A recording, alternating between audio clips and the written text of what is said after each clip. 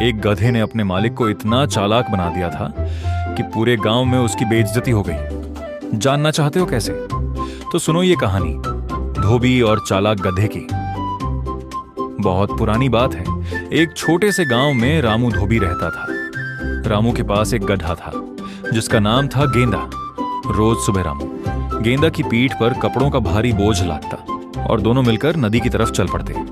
रामू सोचता था कि गेंदा बहुत सीधा सादा और बेचारा जानवर है, लेकिन गेंदा असल में बहुत चालाक था।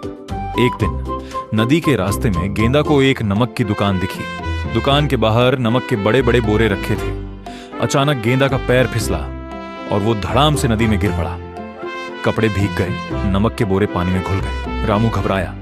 गेंदा उठो, क्या हुआ?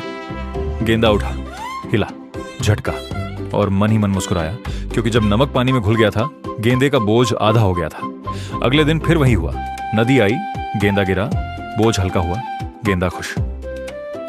तीसरे दिन भी यही, चौथे दिन भी यही। रामू परेशान हो गया। उसे समझ नहीं आ रहा था कि गेंदा बार बार उसी जगह क्यों गिरता है। गांव के लोग हंसने लगे। अरे रामू, तुम्हारा गधा तुमसे ज्यादा चालाक निकला। रामू को बड़ी शर्म आई। उसने सोचा, अब मैं भी कुछ सोचूंगा।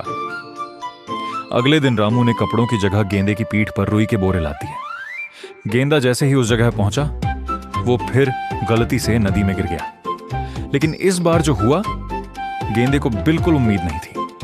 रुई ने पानी सोख लिया और बोझ आधा नहीं, दोगुना हो गया।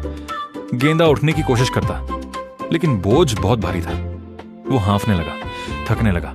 रामू ने पास आकर प्यार से कहा, गेंदा भाई, अब समझे, चालाकी हमेशा काम नहीं आती। उस दिन के बाद गेंदे ने कभी नदी में गलती से गिरना बंद कर दिया। वो रोज सीधे चलता, काम करता और खुश रहता। रामू भी खुश था और गांव वाले अब गेंदे को नहीं, रामू को चालाक कहते थे। कहानी की सीख, दूसरों को बेवकूफ समझकर चालाकी करने वाला एक दिन खुद फंस जाता है। और बच्चों, अगर कभी कोई काम करने से जी चुराए तो याद रखो गेंदे की कहानी, मेहनत से बड़ी कोई चालाकी नहीं होती।